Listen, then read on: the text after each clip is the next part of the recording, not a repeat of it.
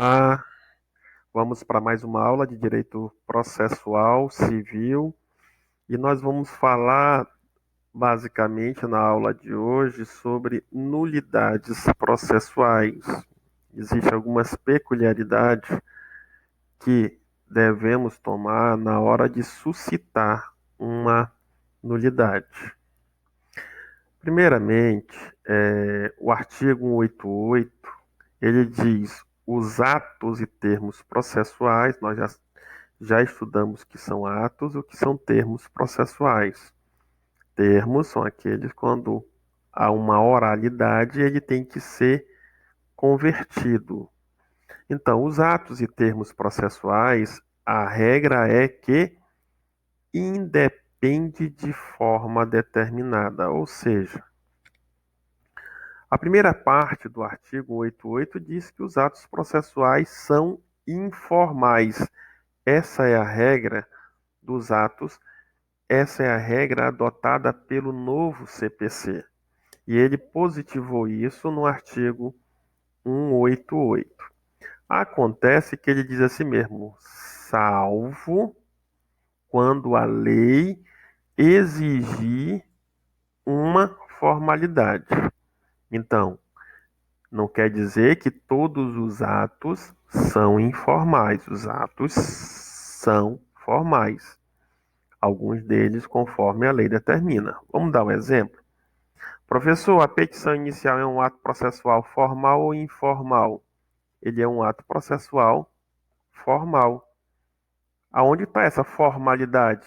Artigo 319, quando ele diz a petição, na cabeça, a petição inicial deverá conter os requisitos abaixo. E completa no artigo 321, afirmando sob pena de ser indeferida a petição inicial. Então ele exige, a petição tem que ter endereçamento, qualificação das partes para que seja possível a citação, a causa de pedir com a exposição dos fatos, e observa que o artigo 330, também falando dessa formalidade, a ausência de causa de pedir ou a ausência do pedido é caso de indeferimento da petição inicial de plano. É considerado um vício insanável, portanto. Além do mais, de valor da causa, que é o inciso 5, o pedido genérico das provas e, por fim, a opção, se deseja ou não participar da audiência e se deseja participar de uma audiência, especificar se é audiência de conciliação ou de mediação. Então, a petição inicial, por exemplo, ela não é um ato informal, ela é um ato formal, assim como a contestação. E olha que na contestação ele está dizendo logo, 336, traga todas as suas razões de fato e de direito. É aqui que tu vai trazer todas as tuas razões de fato e de direito. O artigo 1010 diz quais são as formalidades da apelação, assim como o artigo 1016 fala do agravo. E ele ainda complementa que, além daquelas formalidades previstas na confecção da peça, tem que instruir com os documentos, artigo 1017, e comunicar ao juízo, artigo 1018, no prazo de 3 dias após você juntar. Juntou o agravo no tribunal competente, no agravo no tribunal ACO ou no juízo ACO, aquele originário onde está tramitando o processo, eu tenho que comunicar 3 dias, até 3 dias após de ter protocolado no tribunal, porque são ações que vão correr em juízos diferentes. Por isso a comunicação do artigo 1018 ela é necessária e na diz, sob pena de indeferimento do teu agravo. O artigo 1029 traz os fundamentos, quais são as necessidades, quais são os elementos essenciais que deverão conter o recurso é, extraordinário e o recurso especial. Portanto, algumas ações elas exigem formalidades a serem cumpridas. Mas, professor, e os atos do juiz? Tem artigo 489, é bem claro. As decisões terão que ser fundamentadas. E olha lá que tem que ter relatório, que seria uma espécie de resumo do que aconteceu no processo. Tem depois os fundamentos jurídicos, que é a parte mais importante da decisão, e é dela que o recorrente vai se ater para poder pedir a reforma, e tem que ter. E, por fim, a parte dispositiva, onde ele decide. Diante do exposto, julgo procedente, indefiro a petição. E observa que esse fundamento jurídico das decisões é um ato que está previsto na Constituição.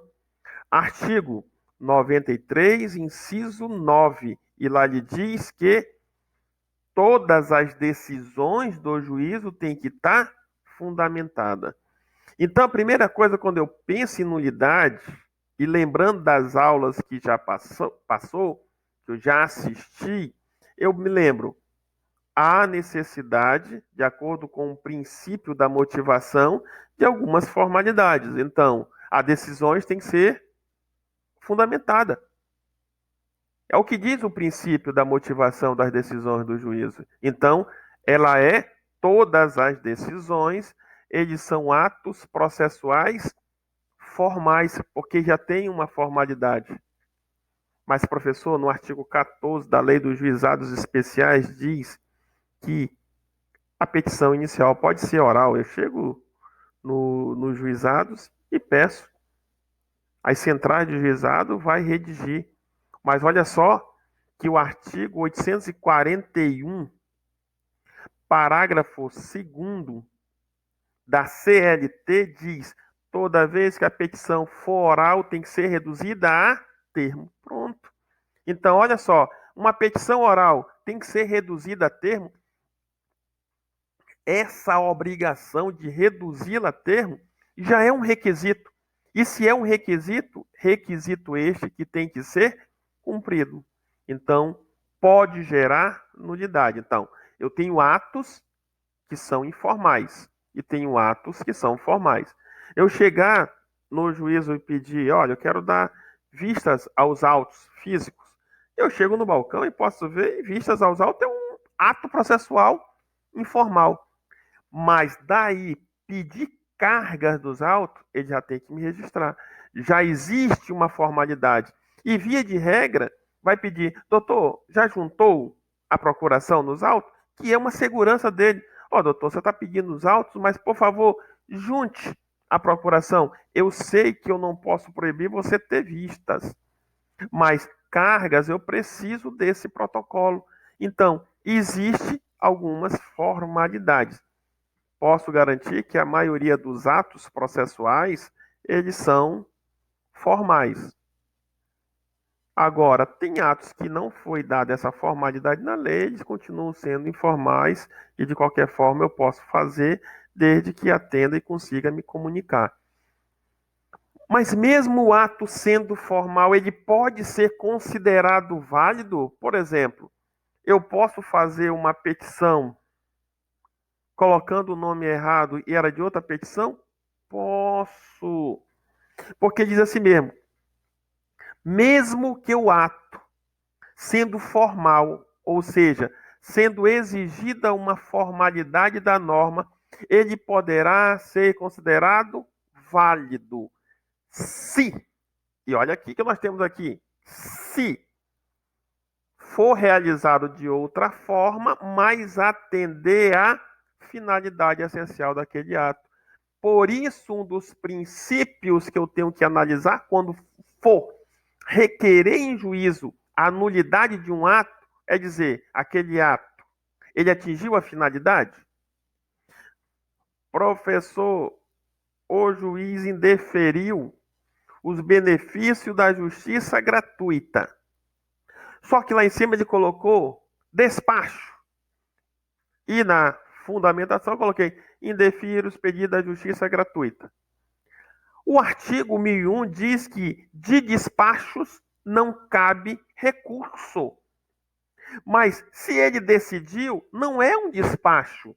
Se tem uma decisão, não é um despacho, porque despacho não tem natureza decisória, é o que diz o artigo 203, parágrafo 3º. Então, naquele caso, se é uma decisão dentro do processo, não põe fim ao processo, o processo vai continuar, eu sei que é claro que ali trata-se de uma decisão interlocutória.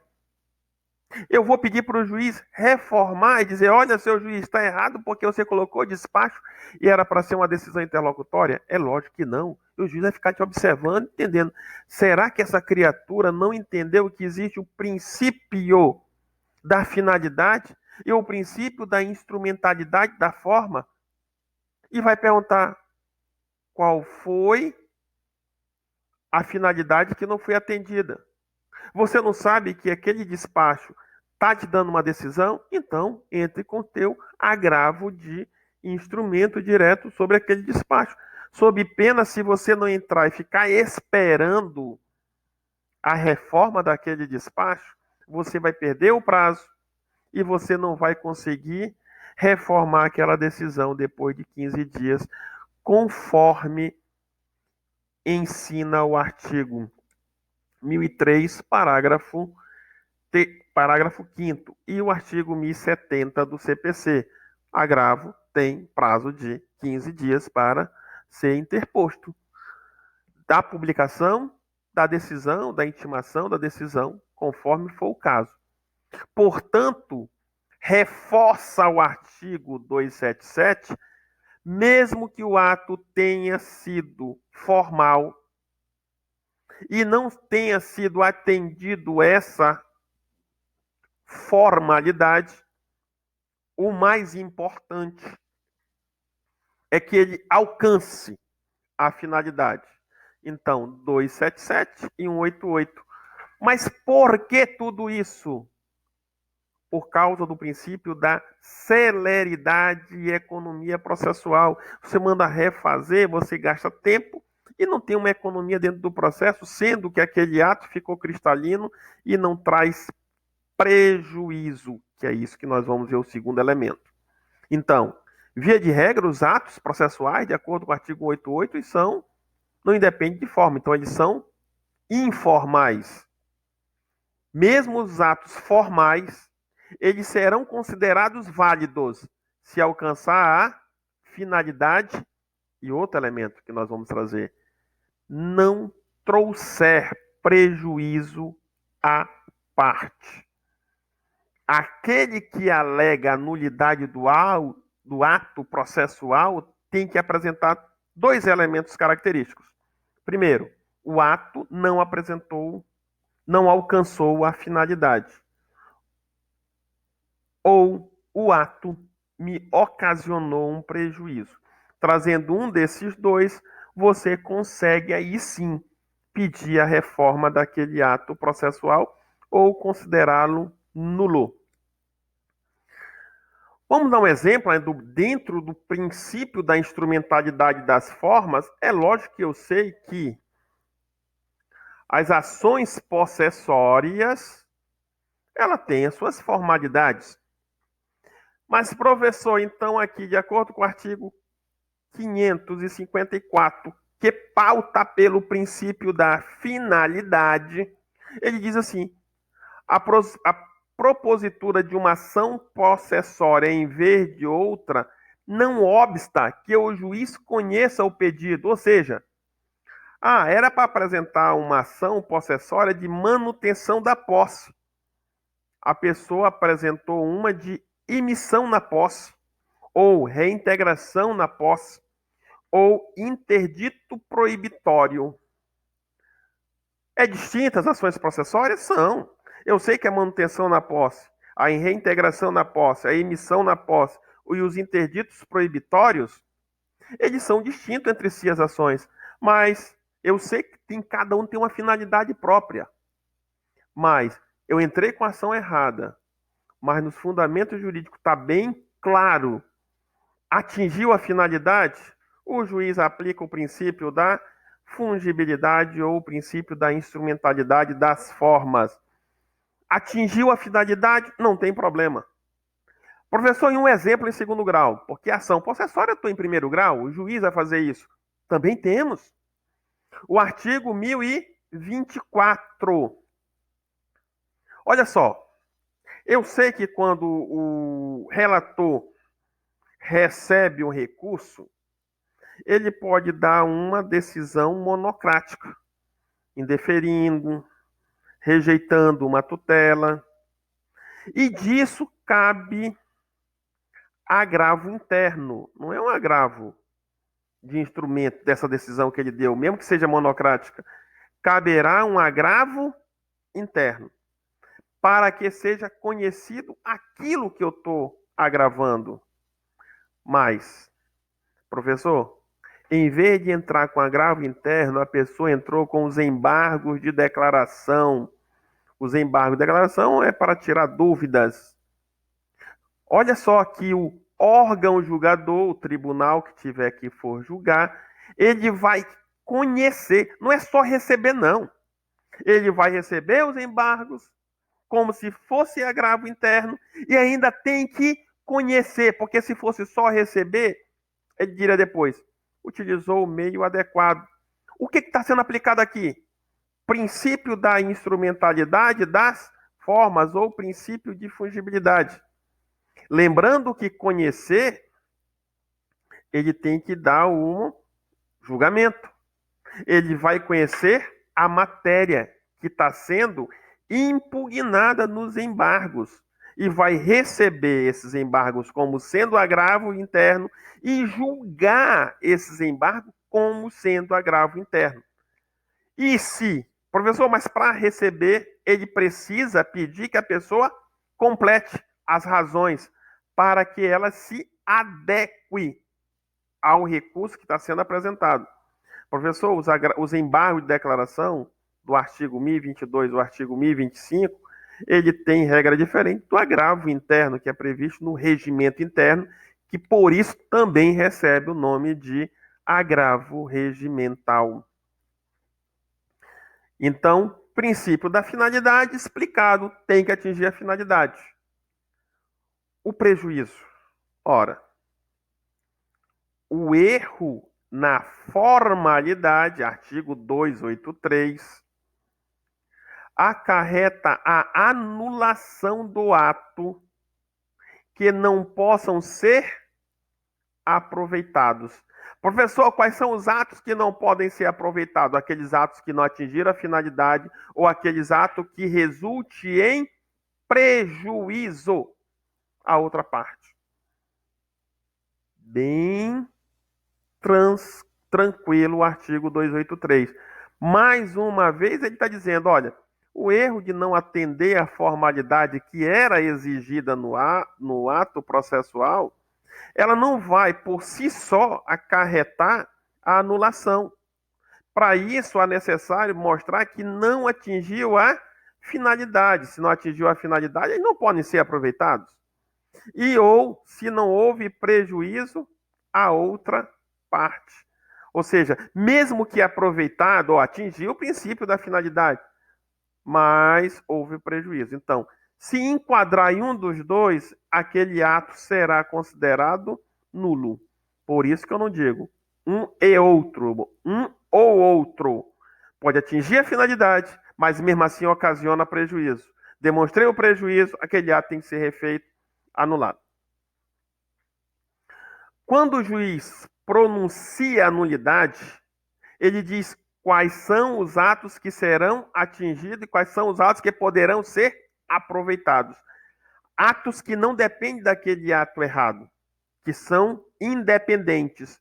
Se são independentes, não serão prejudicados. E ele não será repetido novamente, salvo se prejudicar a outra parte. Havendo prejuízo para a outra parte, aquele ato tem que ser repetido. Mas, professor, mesmo assim que ele não esteja independente, mesmo que seja independente, se o ato anterior causou prejuízo e o ato dependente causa prejuízo também, vai ser anulado todos os atos. Em decisão que não acarretam lesão ao interesse público nem prejuízo a terceiros, os atos que apresentam defeitos sanáveis poderão ser convalidados, aproveitados. Isso estou trabalhando com uma norma do processo administrativo. 9784, ele regula o processo administrativo. Quem tem que apresentar tem que ter interesse de agir. Qual o interesse de agir? Doutor, eu estou sendo prejudicado. Interesse de agir é demonstrar o prejuízo.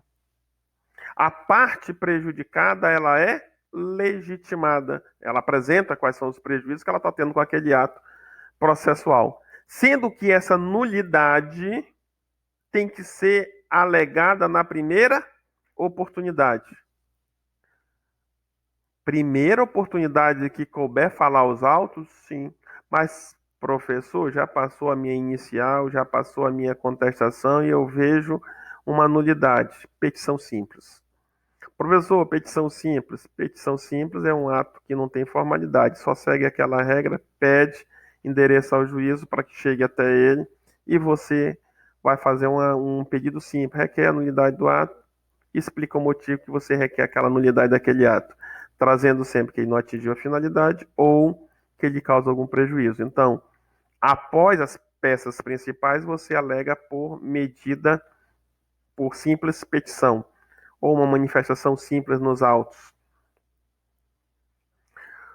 Quando a lei prescreve alguma forma, ou seja, determina uma formalidade, sob pena de nulidade, essa nulidade só pode ser decretada pela parte que não deu causa. A parte que não deu causa.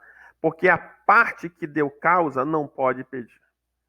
Ora, eu pratico um ato irregular e lá na frente eu quero anular o meu ato irregular. Aí vamos pensar. Atingiu a finalidade? Se já está lá na frente, atingiu.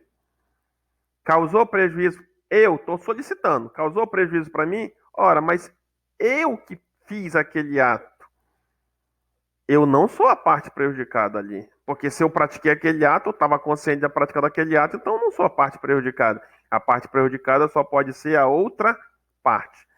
Quem praticou o ato irregular não pode pedir nulidade para ficar atrasando. Então vira uma chicana processual. E isso deve, inclusive, ser punido por não cumprir o artigo 77 do CPC. Isso é uma litigância de má-fé, pode ser considerado assim.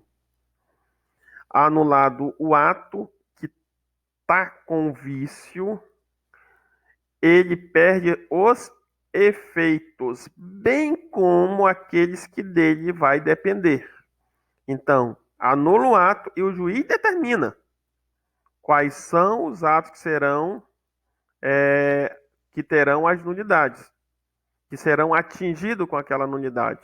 E quando ele diz quais são os atos, todos eles param de surtir os efeitos legais que iriam surtir.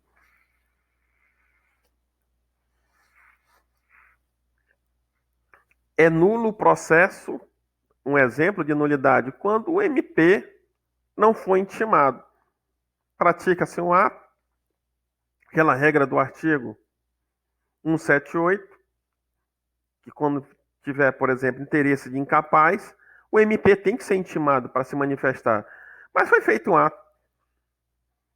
O que é que o juiz tem que fazer?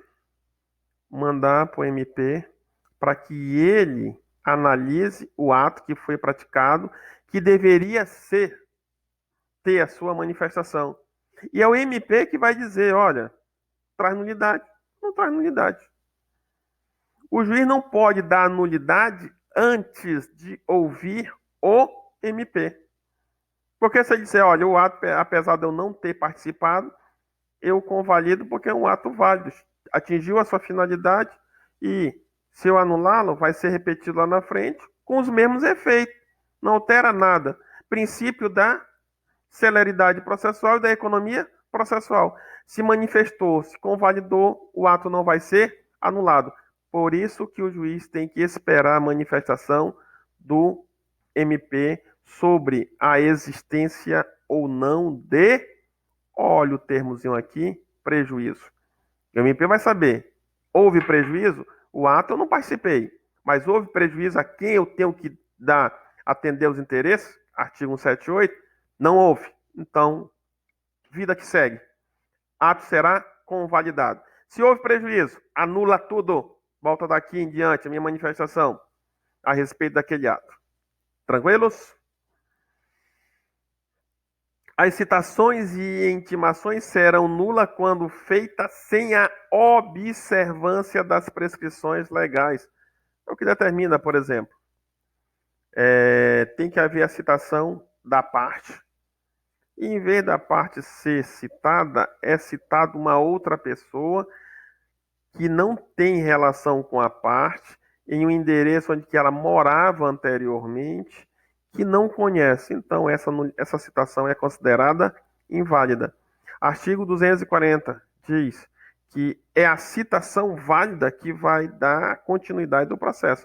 Citação inválida não tem como dar continuidade do processo. Como já vimos, quando o juiz anula o ato, ele vai declarar quais são os atos subsequentes, que dependem daqueles que também serão atingidos pela nulidade.